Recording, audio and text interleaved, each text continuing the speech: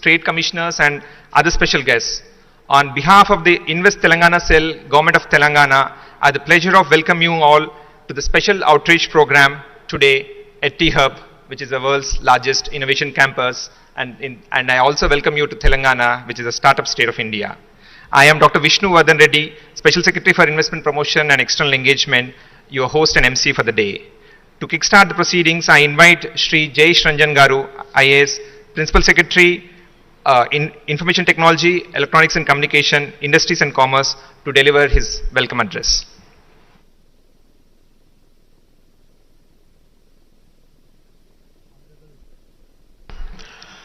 Honorable Minister for Industries and Commerce, Information Technology, Urban Development, Mr. KT Ramarao, Excellencies, Senior Ambassadors, Consul Generals, Honorary Consuls of different countries who have accepted our invitation and who are here in this outreach event, my senior colleague from Ministry of External Affairs, Dr. Raj Shekhar, my colleagues from Telangana government, a warm welcome to all of you. First of all, I am very grateful that at a short notice, you have all been able to spare your valuable time to understand the industry-friendly policies, the successes that our state of Telangana has achieved in the last 8 years.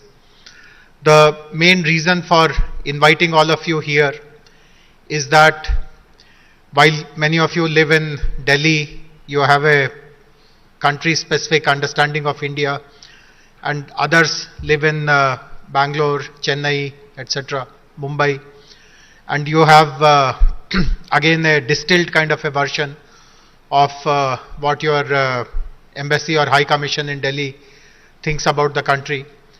The best way to understand India is actually to visit states, visit progressive states, and see for yourself what kind of dynamism, what kind of business-friendly approaches are followed there.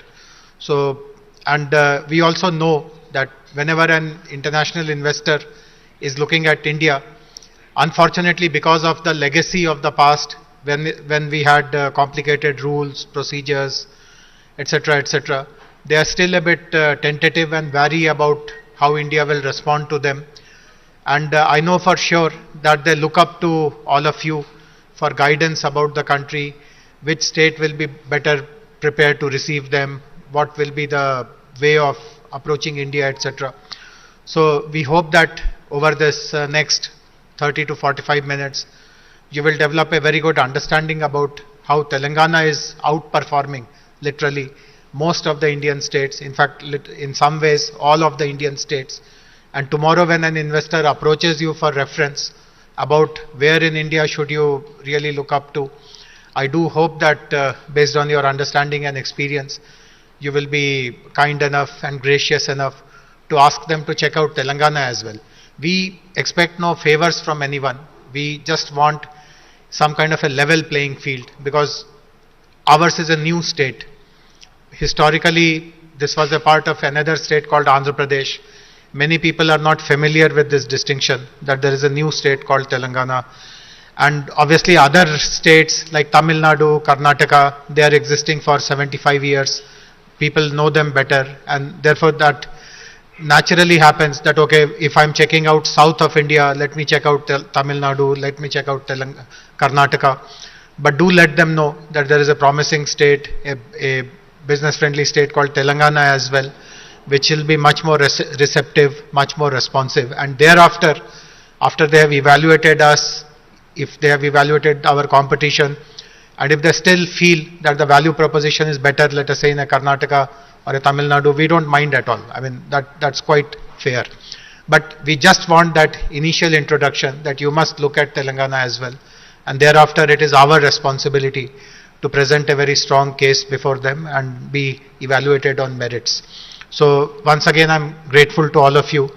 And the format is like this. Our Honorable Minister will make a short presentation. Can we get the screen put here, please? And the presentation will be quite kind of self-explanatory about our policies, special features, which are the priority sectors, what are the advantages that we offer as compared to other states. And then thereafter, if you have any comments to make, any questions to ask, any clarifications to seek, both of us will be available. I'd also like to tell you that this interaction is being organized by a wing in our government, which is called Invest Telangana. And I'm sure during the coffee break you mingled with some of the staff of Invest Telangana. But I can tell you that you will never find such a professional agency in any other state. We run this Invest Telangana by recruiting people from the market, from the private sector, who have worked in similar domains. So for example, just to give an example, you can see our Director Life Sciences sitting behind, our Director Food Processing sitting there, our Director for Logistics, our Director for Aerospace, and so our Director for Electronics. Each of them have worked in that domain at least for 7 to 10 years. They understand the trends in that domain. They understand the way that industry operates, the dynamics, etc. And they are the front face of Invest Telangana. So if any investor needs introduction about Telangana, etc., these are the people who interface with them, give them assurance about Telangana's policy, etc. And then at an appropriate time, I interact with them, and finally, Honorable Minister interacts with them. Our website, invest.telangana.gov.in, is again very, very elaborate. It gives all kinds of information. So that can be an immediate first window when you are introducing any investor of your country to Telangana. And thereafter, our directors can have as many rounds of interactions as possible. And then at an appropriate stage, myself, Honorable Minister, we can kind of step in to close that deal. And this is how we have been working for the last 8 years, and our successes are remarkable, so to say. So I will stop with this, and I now videos.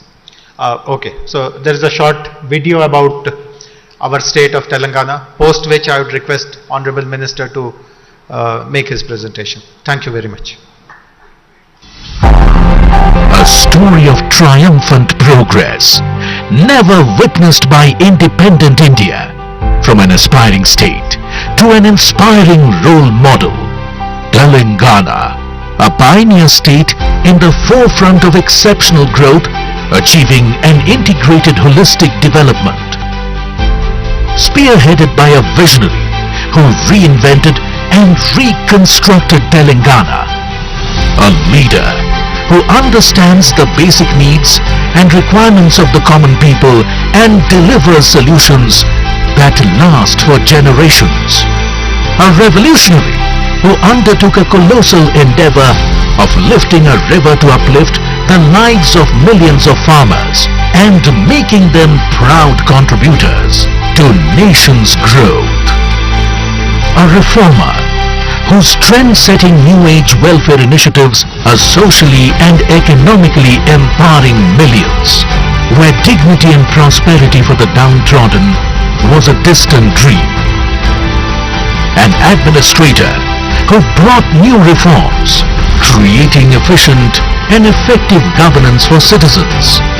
A statesman who invigorated Telangana's industrial progress through his path-breaking and innovative policies. A progressivist who made access to free world-class healthcare and quality education a reality for the poor. A representative who fostered an environment for culture and heritage to flourish. Shri K. Chandrasekhar Rao, the Honorable Chief Minister, a true trailblazer and the architect of Telangana's unprecedented development. Triumphant Telangana.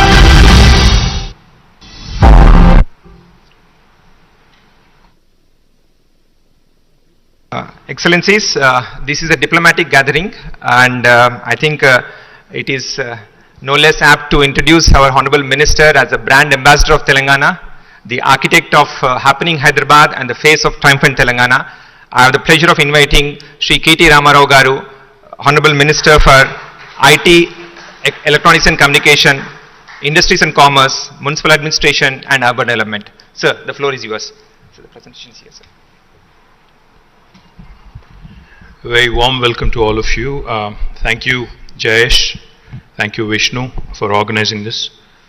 To the ambassadors in the gathering, to the consul generals in the gathering, to the honorary consul generals in the gathering as well, I welcome you all to this beautiful city of Hyderabad.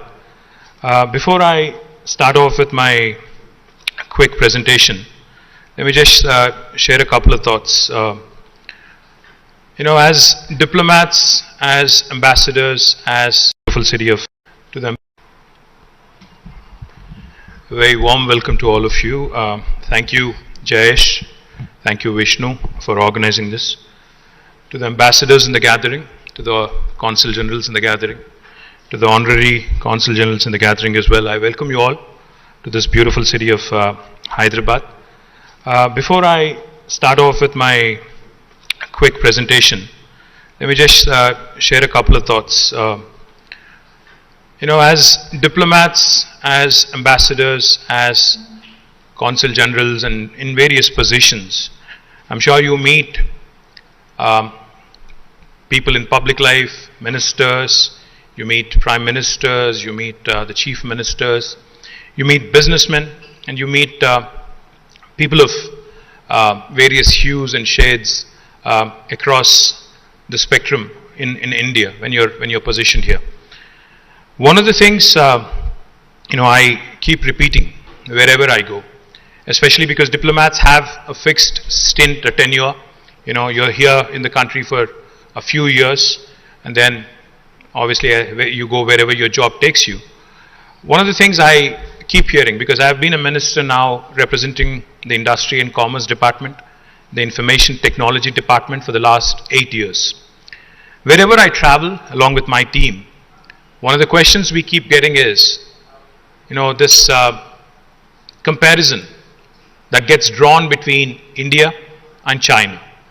Because, both are large countries, similar size in terms of population. We are about 1.4 billion people. I think they are 1.43 billion or 1.44. And I'm sure India will, very soon, in the next few years, actually be the most populous nation in the world. So one of the things I keep hearing, for lack of information, for lack of understanding, I guess, is if China can get something done so quickly, why is it different in India, is what I keep getting asked. I urge all of you to kindly, whenever you are faced with this question, because this is one thing that I have been saying all along, India and China, in fact, are very, very different in terms of how they are, perceived and how they are structured as well. India is a very heterogeneous, very diverse, very, very diverse country. In fact, if you ask me, India is more like Europe, a mini continent, so to speak, with so many different languages, so many cultures. Because if you travel the length and breadth of India, Jayesh was saying, the best way to understand India is to travel to the states. If you travel the length and breadth of the nation, you will realize and you will see that everything in India changes every 100 to 200 kilometers. The language, the culture, the dialect, the cuisine, the way people think, the way people dress, everything changes in India in every 100, 150 kilometers. In India, we have 22 official languages. We have more than 300 unofficial languages. In fact, we are so big, as you all know. Even the smallest of towns in India sometimes are possibly the largest in Europe or elsewhere, in terms of numbers, in terms of volumes. So the best way to understand India, if you ask me, because we are a federal republic and we have just completed 75 years of independence. If you ask me, the best way to understand India is to actually understand the federal structure of India. Because each state by itself is empowered to make all the important decisions with respect to investments. While the overall trade and foreign trade, and also tariff related issues could be vested with Government of India, the fact is the real action is in the states in India. Everything that matters when it comes to making an investment, land, cost of land, water, manpower, power, electricity, and everything else that is required, fiscal incentives. All of these are in the domain of the state. So I tell a lot of my friends, when I meet them, potential investors, about this old story that is narrated in Indian mythology. There was once upon a time an elephant and 8 blind men around it. All these blind men wanted to experience and understand what an elephant actually looks like, because they have never seen or they've never been able to feel one in their life. So they were all taken to a zoological park, and this is an elephant. They were all positioned at various points around the elephant in the room, in the zoo, in the den. Each of them felt one thing. One felt the trunk, another one felt the legs, another one felt the humongous body, another gentleman felt the tail, somebody else felt something else. But each of them, after the experience, were asked, so how was it? One said, it's humongous. Another said, no, it's not. It's actually very slender, very long, very hairy, if I may say so. So each of them had a very different experience of the elephant. Same is the case with India. It all depends on which gateway you choose to enter India. Because, your experience of India will hinge, will depend, will be predicated on which gateway you choose to enter India through. If you enter India through Hyderabad and Telangana, your experience will be very different than when you enter through, say, Uttar Pradesh. It's a very different experience, because we work very differently. Our cultures are very different. Our thinking is very different. Some states are more progressive. Some states are more advanced. Some states are more adept at change. The point I'm trying to make, ladies and gentlemen, I know the story was a little longer than anticipated possibly, but this point I'm trying to make is, please choose your gateway wisely when you're investing in India. Because your experience, your memory or your opinion of India will actually hinge on the gateway you choose to invest through. Having said that, 2 years ago, Honorable Prime Minister Shri Narendra Modi ji had invited all of us to Delhi to talk about what we need to do to make India truly a first world country over the course of next 25 to 50 years. And from the government of Telangana, from my political party here, I represented the state of Telangana.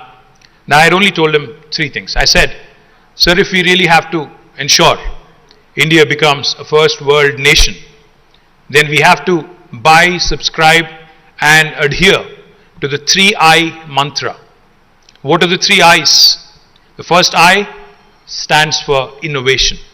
The second I is infrastructure. The third I is inclusive growth.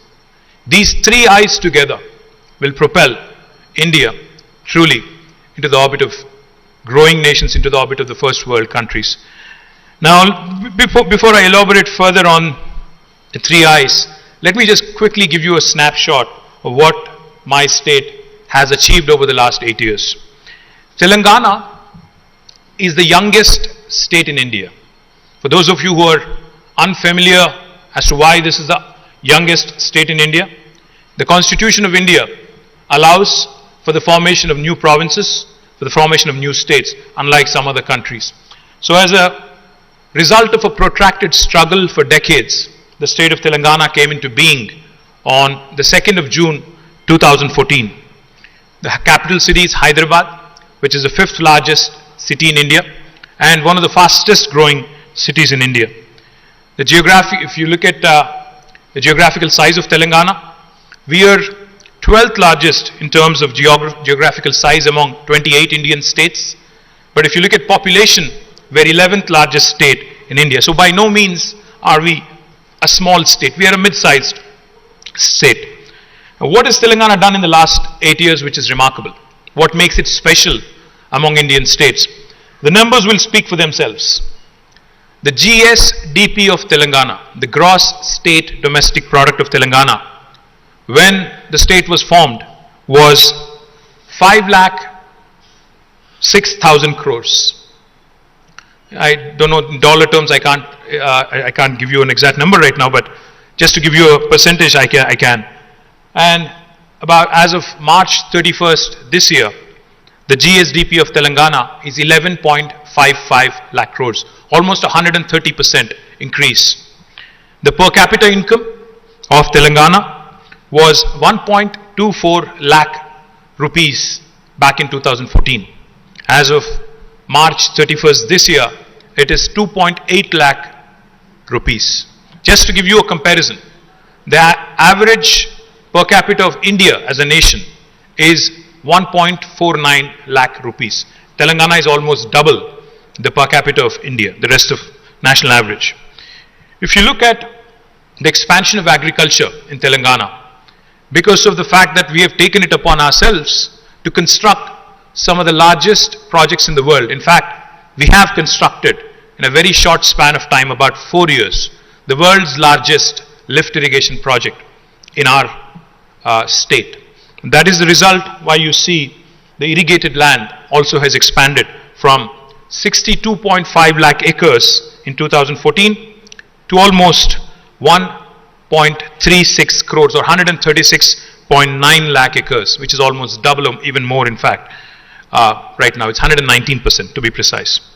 The IT exports of Telangana back in 2014-15 were at 66,000 crores, and now they have risen by almost 248% to 1,83,000 crore.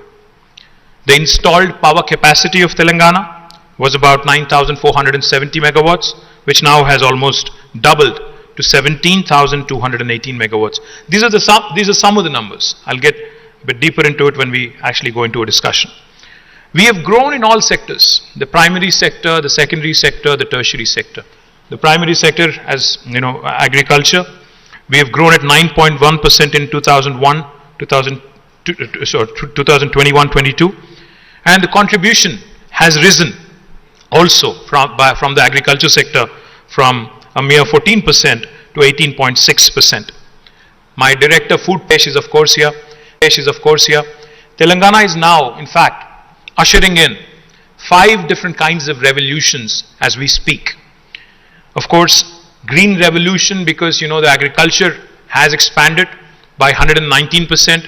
We see immense production of paddy, cotton and a number of other agricultural produce that is ushering in green revolution. We are in fact a land of 46,000 lakes and tanks, and therefore government of Telangana has taken it as a challenge, as a priority to encourage inland fisheries, and government of India has recognized us as a top state in inland fisheries, and which is ushering in a blue revolution. In fact, now we are at a stage, because of the newly built reservoirs and because of the rejuvenated tanks and lakes, we are at a stage where we can export fishes and prawns and shrimp from Telangana to United States and to Europe as well. We are also witnessing a strong white revolution.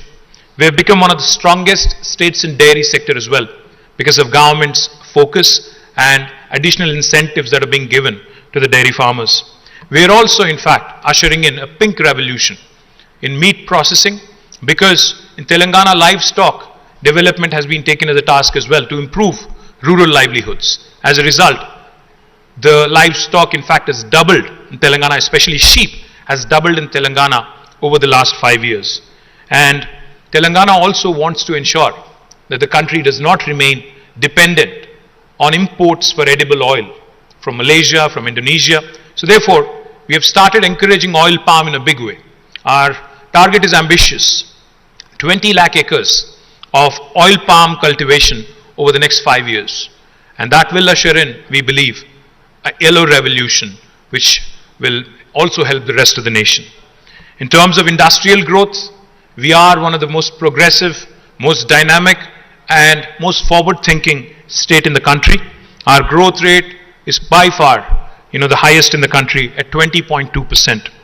And the contribution of the industries sector is almost 29%, 28.6% to be precise. Those of you who do not know, or those of you who possibly are not aware, since we are not yet fully out of the pandemic, let me share with you. I don't know how many of you know this, but Telangana is home to 1/3 of global vaccine supply. We are the city where 1/3 of global vaccines are produced. I'm not talking India, I'm talking globe.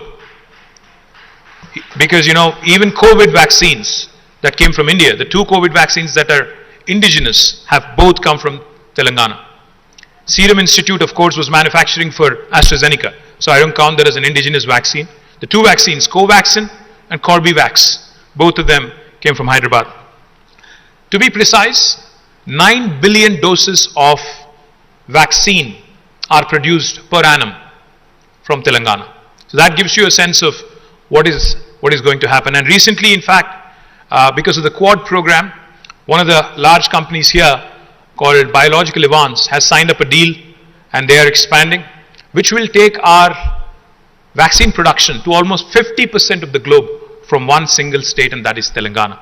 Let me also give you another example about our strength in life sciences. The largest number of US FDA approved manufacturing facilities for any single province in the world are in Telangana. The second largest is in New Jersey in the United States.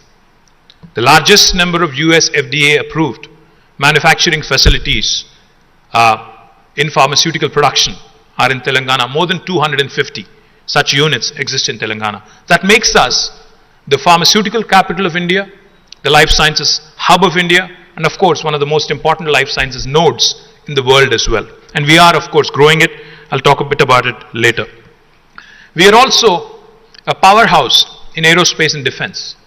I don't know again how many of you know this, but President Joe Biden's helicopter cabin is also made in Telangana. In fact, Sikorsky is the company which manufactures it. They manufacture in a joint venture with Tata Advanced Aerosystems Limited, and they manufacture it out of Telangana as well. And there's plenty of other things that are also going on.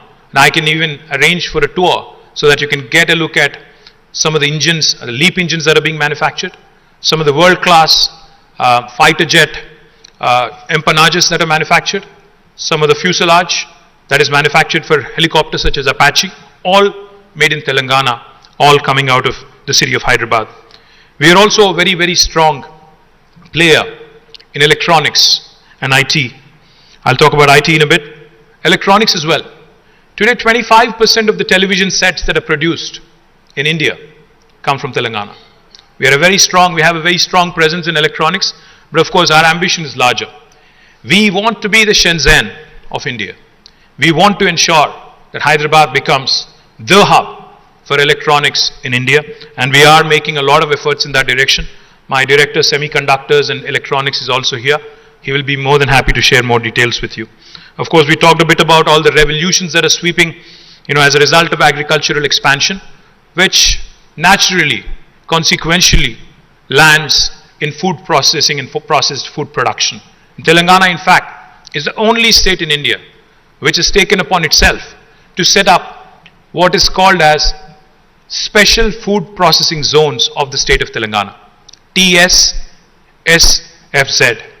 Now, these special food processing zones are spread across different districts, spread across 10,000 acres of land, and are readily available for anybody who would want to come and invest in my state. The services sector, of course, has also been growing. I'll talk about it in a bit. Why did agriculture expand? I would say because of the initiatives of the government in terms of investments into irrigation, in terms of investments into welfare schemes such as Raitu Bandhu, which is a direct benefit transfer into farm input to the millions of farmers, ensuring the farmers, one of its kind in the world. The state directly insures every single farmer to the tune of almost 5 lakh rupees in case of a natural death as well. And of course, because of a very strong food processing policy, the sector has been growing. I can go on, but I think we'll move on. Next slide, please. We are, in fact, a powerhouse in information technology. We are home to more than 1,500 plus multinational companies.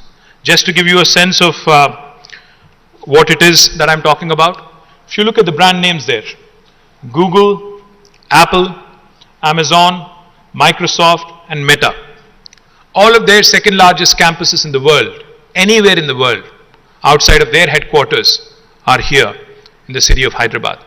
In fact, let me share with you, Amazon's world's largest campus is not in Seattle, it is in Hyderabad. And all of this has happened over the period of last 8 years. Except Microsoft, which set shop in 2001, the rest of the companies that you see here, all of them have come in the last 8 years. Not only these, Uber, Salesforce, Micron, Qualcomm, ServiceNow, Novartis, all of these companies, their second largest base in the world is in my city, Hyderabad. In case you're thinking, are these BPO, KPO kind of operations? No. Some of the most cutting edge work in maps, in AR, VR, AI, ML happens outside of Hyderabad. In fact, I'm sure all of you use Google Maps. Google Maps are actually developed in Hyderabad. So just to give you a sense of what's going on, the number of jobs that were created in the information technology industry last year in India, altogether in India, the country, was about 455,000, out of which my city Hyderabad alone had 150,000 plus. So more than 1/3 of the jobs that were created in the IT sector last year in the middle of the pandemic were in Hyderabad, not in Bangalore. Bangalore was at 148,000. So we have been able to also give Bangalore a run for its money over the last few years. Of course, we have a lot of catching up to do, but we are on the right track is what I would like to believe. As I was saying, we are the nucleus of life sciences. We are a pioneer in aerospace and defense, and we are also an extremely important hub in electronics and semiconductors. So why Telangana? Why should anybody look at us? When I said innovation, infrastructure, and inclusive growth, that is not mere lip service. We take our words very seriously. We have innovated not just in terms of creating an infrastructure like T-Hub, which is the world's largest technology incubator. We have also innovated in our policy making. That's why Telangana today, because of a new legislation called as the TS-IPASS, which stands for the Telangana State Industrial Project Approval Self-Certification System. Like the Easy Pass in the US, which you navigate through easily. We have created a similar facility here, and we have conferred upon the investor, the prospective investor, a right to self-certify themselves. You may have heard of right to information. You may have also heard of right to education. But in Telangana, we have conferred upon the investors a right to self-certify themselves. Now, what do I mean? What I mean is, if you are an investor, a foreign or Indian, doesn't matter, you have a piece of land and you want to start construction. You actually do not need any clearance from government of Telangana. You don't need a permission from the municipality. You don't need a permission from the Gram Panchayat. No permission needed. And this is backed by legislation. You can hit the ground running. You can start construction of your factory on day one. Only for regulatory purposes, we request that you submit an application online on the TS-IPASS portal, because we need to know who's doing business in my state. We need to know what kind of employment is being generated, what kind of taxes we are likely to accrue, and what kind of sector you're investing in.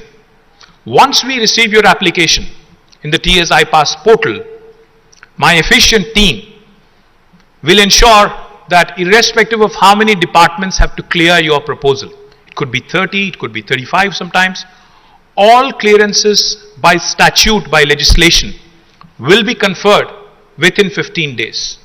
You can say that, okay, I've heard this before. You can of course say, with a bit of cynicism, I've heard this before. Every state I go to, they give me the same thing. How are you different? We are different because if we don't deliver on the 15-day window, on the 16th day, it's a deemed approval. It's an approval by default backed by legislation. Even the government cannot contest it. And from 16th day, let me also tell you, my most efficient principal secretary, Jayesh Ranjan, my special secretary, Vishnuvardhan Reddy, two top-notch bureaucrats, even they are not exempt from a penalty of rupees 1,000 per day if they are held responsible for holding up a clearance. Of course, Jayesh and Vishnu have not yet been penalized because they are super efficient. In case you're wondering, well, this sounds too good to be true, does it actually work in reality?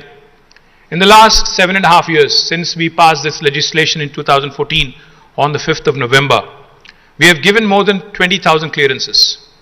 We have been able to raise more than 2.4 crore investment, lakh crore investment, which roughly translates to, I think, what is the dollar value now?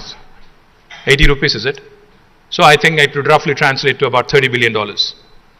And we've created a direct job potential of more than 1.6 million jobs.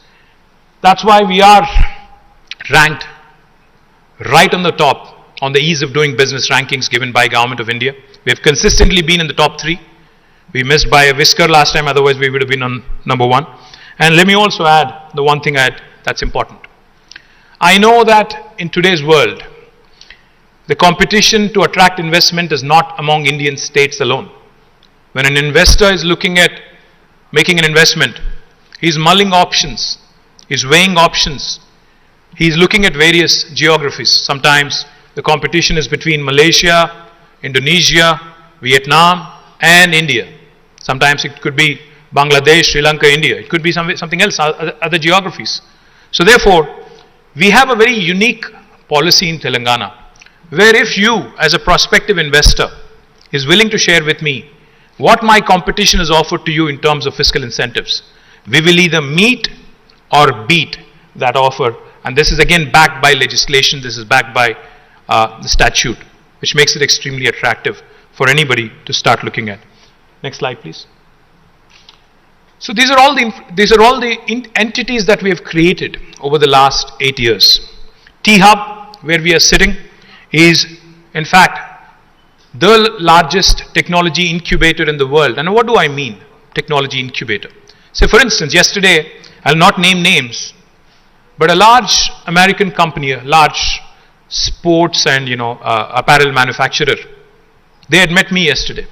They asked me, they said, if I want to run an innovation challenge, because I'm new to India, I have an office in Bangalore, but I'm new to India, the various other geographies in India. So can you help me find some good startups?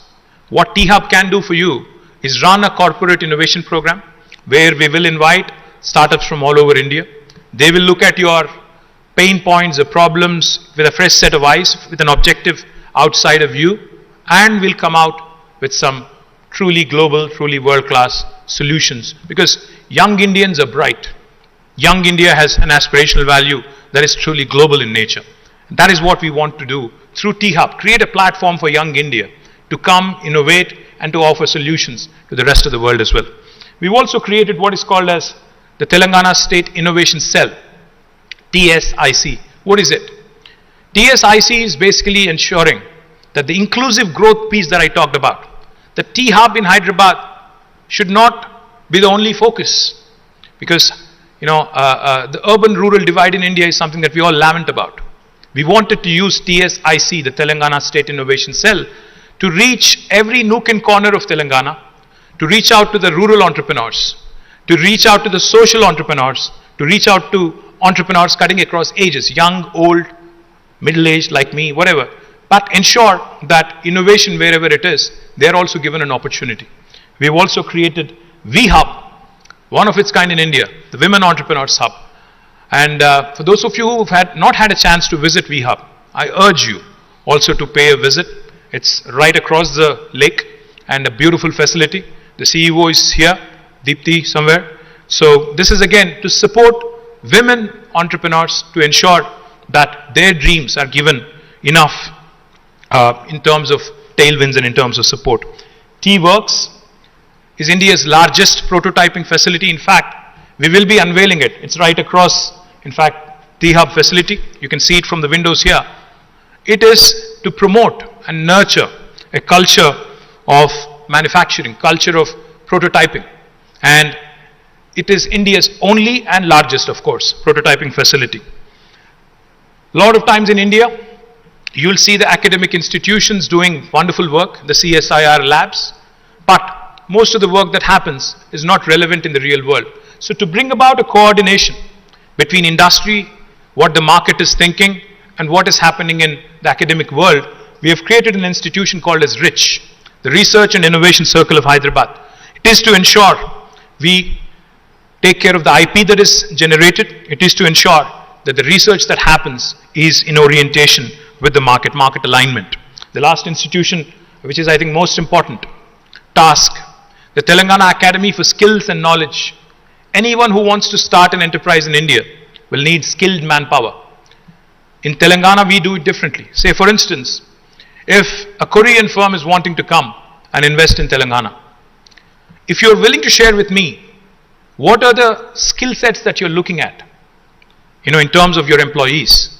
Say you're willing to engage 500 people. For example, Hyundai has a huge R&D center here, about 1,000 people work there. And if Hyundai is looking to expand, let's take it as an example. If Hyundai is giving me the details of the workforce that they are wanting in terms of skills, we will train a task at our cost. 1,000 people if you're looking for 500.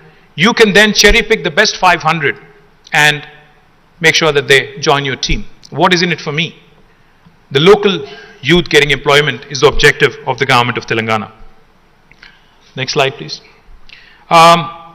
We are one of the leading startup hubs in India. Of course, we are competing with Bangalore, we are competing with other cities, but we are growing and growing fast. We already have a few unicorns as well from Telangana, but there are plenty of soonicorns is what I would like to believe. Soon to be unicorns is what I would like to believe. We are, in fact, next slide, a powerhouse of talent. We have a number of wonderful world-class institutions, academic institutions. The Indian School of Business is rated as one among the best in the world. The IIIT Hyderabad, IIT Hyderabad, NALSAR, ICRISAT, TIFR, and all these wonderful institutions that you see here are all headquartered in Hyderabad, and they continue to provide. A number of other engineering colleges, of course, and medical colleges, of course, continue to provide the much needed workforce. But let me also tell you, add one more thing here. It is not just about what institutions are headquartered in Telangana. If you're looking to set up base in Hyderabad, in Telangana, we have the ability, because Hyderabad is where, I keep saying this and I can't say this enough. Hyderabad is neither south of India nor north of India. We are where the North India meets South India. We are where, I think, the old world heritage and culture meets the new age vibrancy. We are a city where it's a veritable melting pot of culture. So we have the ability to assimilate people from all over the world, all over India, and attract the best talent from across the country as well. Hyderabad, of course, has been growing and growing rapidly. In fact, an agency called as Mercer, which rates cities on livability index, has rated for 5 years in a row from 2015 until 19. And since then they have suspended their rankings because of COVID. 5 years in a row we've been rated as a city with the best quality of living among all Indian cities. So for those of you who are from Delhi, Bangalore, Chennai, I think time to pack your bags and move to Hyderabad is what I'm saying. Let me also add, that Hyderabad has been rated as a city which is dynamic by JLL on the Global City Momentum Index. We've been ranked 5th, 1st, 2nd and 1st. And these are world rankings, not Indian city rankings. These are rankings given by JLL in the US. And of course, like I said, we are shielded. We are geographically bang in the middle of the country, extremely well connected to the rest of the world. We are one hop from any part of the world. And more importantly, we are shielded from all natural forces. We are not prone to earthquakes because seismologically we are in one of the most stable locations in the world. We are not close to any ocean, so no tsunamis, no cyclones. And of course, the cost of living, like I said, and the quality of living is much better than many other Indian cities. And the last two or three slides I'll dwell on quickly. So what is it that I'm trying to propose to you? Of course, we are looking for collaborations on multiple fronts. In education, we want to associate with the best in the world. ISB I talked about is a culmination of the result between Wharton and a number of other United States universities and schools. Likewise, we recently entered into a memorandum of understanding with King's College for Hyderabad Pharma City to set up a life sciences university. We have also entered into an MOU with Deakin of Australia for a national center for additive manufacturing. We also have entered into a MOU with Thailand for trade relations, the first state in India in fact. We've also entered into an MOU with Bolivia to supply lithium so that we can encourage more and more of electric vehicles and lithium ion cell manufacturing and battery manufacturing as well. And we are the only state that has done this. We also are looking to, of course, engage in trade and investment opportunities. We're looking at partnerships with various industry bodies across the world, such as US IBC, UK IBC, etc. We, of course, continue to work with institutions like JICA, etc. So, all in all, I think in the little time that was given, I think I hope I've been able to convey a sense of who we are, what we do, and what we're looking for. I thank you once again, all of you, for this, for the time you have taken out of your busy schedules and have chosen to join us here. Thank you very much. And any questions, any comments, I'm happy to address and I'm happy to take. Thank you.